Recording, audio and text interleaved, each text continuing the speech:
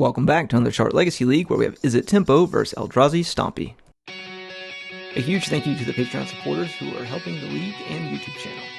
If you would like to become a supporter, please click on the link in the show notes. If you've been enjoying our content, please be sure to like, subscribe, and leave a comment below. Both players have kept 7. Zach will be on the play. He has some pregame effects for us with the Devourer of Destiny. He's going to be able to take a peek at the top 4 cards of his library, and put one back on top and exile the other 3. Corey just taking a quick peek to see what that's all about. Got a Chalice on 1 coming down. No Force of Will from Corey. Feels like he doesn't need his 1 casting cost spells. 1 converted mana cost. So, is it CMC? No, 1 mana value now. That's how it's pronounced. So, not converted mana cost. It is mana value. Corey being lively on camera as he always is. Always great to have him at the league and showing off. He's taking a look at the new Cavern of Souls art and gives him a hand by retapping that for him. Let's see what Zach can produce with this 3 mana.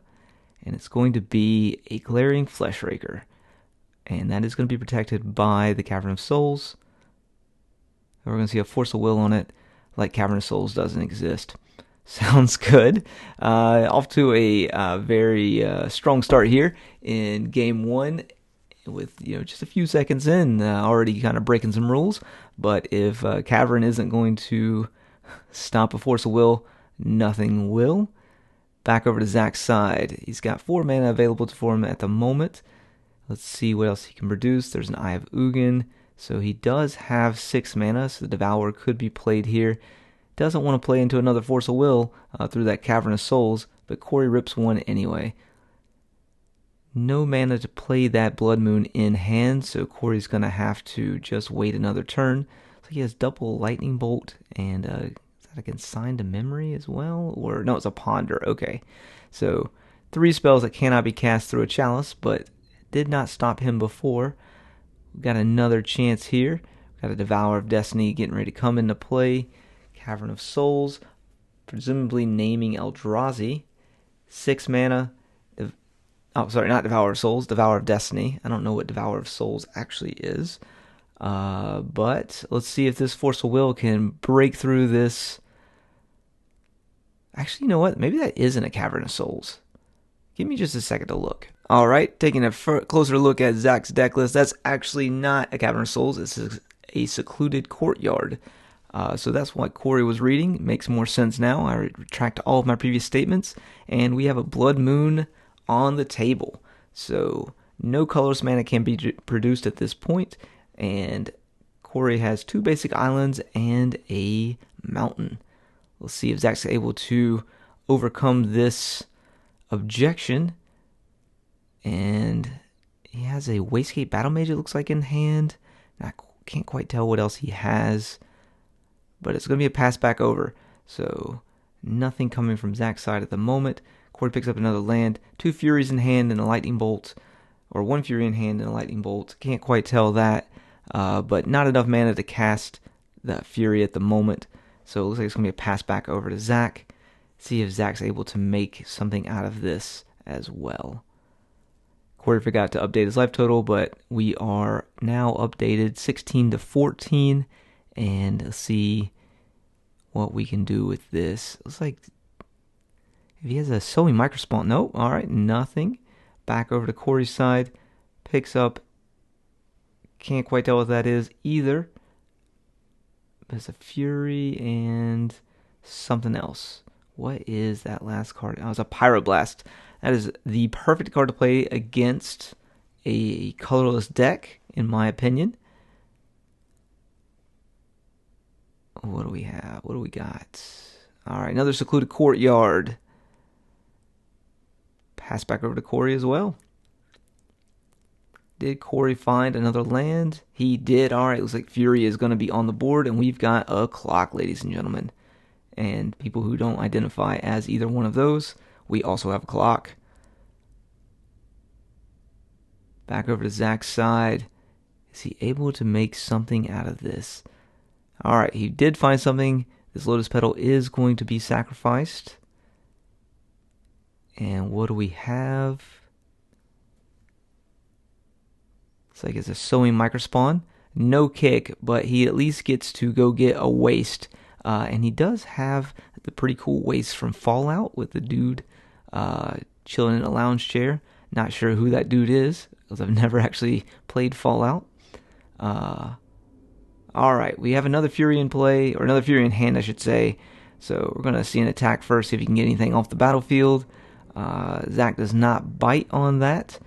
And we have another Fury, going to take out that Glaring Fleshraker, which is going to turn off any other colorless spells producing any other colorless mana. But he does still have a waste, so this game is not over yet. He does need to get something in play. There's a command that cannot be cast at the moment. It's going to pack it up to see in game number 2. If you've been enjoying our content, please be sure to like, subscribe, and leave a comment below. Game 2, Corey's on 6. Zach is on 7 on the play, as we can see, and he is off to a blazing fast start with an Eldrazi Linebreaker that's going to be able to give itself haste and make it a 4/3 and attack in, just as Richard Garfield intended. And we are off, and Corey's at 16 life. Corey doesn't have anything that can directly affect that at the moment. Just a Brainstorm and a basic island could be cast. That is not going to happen, and we're going to see something else. Zach taking his time, debating what he wants to do. It looks like it's going to be a Chalice potentially, which will definitely stifle Corey's hopes of being able to brainstorm out of this and get around or find some action for himself. So it is a Chalice on 1. Corey's going to brainstorm in response. At least try and put 2 things back that are not going to make a difference. Chalice resolves, and it's going to be a pass back over to Corey's side, and he is at 12. Zach is at 16. Or no, Zach is at 18, sorry. He did not have that Ancient Tomb until this turn. 2 mana Iconoclast. Third Path Iconoclast is now on the battlefield. Zach picks up another land, it looks like. I'll talk to him about maybe showing his hand a little bit better, but he does have the Eye of Ugin. He also has the new K command, which will be able to produce 2 Eldrazi dudes and kill the Iconoclast. So 2 Eldrazi dudes out. What else do we have here? It's like a Simian Spirit Guide perhaps in hand. And another Linebreaker. Okay, that's going to be quite a bit of damage there. So it'll give... The Linebreaker comes down. There's 2 Linebreakers that can do 4 plus 4 damage. So 3/3, that's 6 plus 4 plus 4. That's 8, right? 4 there. 4 there. That's 7, 10, 14. Is that right? It's every Eldrazi, right? So that's going to get plus 4. One of the other ones will get plus 4. And the other one will attack for 3. No, it's 11. Okay, yeah, math is hard. So here we go. See if Corey's able to do anything. It's going to cast a Preordain through a Chalice of the Void. It resolves. Zach is not concerned. And that will probably be the game here. Yes, it is. Welcome to game number 3. Both players are on 7. Got some pregame effects with the Dower Destiny from Zach. And it is all tied up 1-1. And just a basic island from Corey. Zach taking a peek at the top of his library. He's going to put back, or he's going to exile a Sanctuary, a Fleshraker, and a Battle Mage. Not a Battle Mage. Is that a Battle Mage? Maybe it's a Battle Mage. I think that's a Battle Mage. Yes, it is a Battle Mage. Alright, great. So we have another Linebreaker coming off the top very quickly. And we have a Consign to Memory from Corey, so he brought that in from the sideboard. And Linebreaker is easily dealt with. Fetch land in play for Corey. Pass back over to Zach. Let's see what he can follow up with. Has a waste in hand or a wasteland in hand, it looks like. Another 2-mana Soul Land. No, yes, it is. Ancient Tomb and 2 a Lotus Petal. What do we have? It is a Sowing Microspawn. Corey takes a peek to see what it is. It is not kicked, so only a land can be brought out of the deck, not one being exiled. So that's a plus for Corey. This is a cast effect, though, so he's just trying to decide if it's worth getting rid of. So it's going to allow it to happen, but we have a counterspell. And Counterspell has been reprinted 51 times, fun fact. There's only 16 different arts of the card, and 9 of those arts have been printed in the last 8 years. So I wonder which one is your favorite. You can leave a comment in the comment section and let me know. We've got a Blood Moon coming into play, but there is a waste out, so Zach does still have access to colorless mana, so it's not the end-all be-all back-breaking piece that it could be.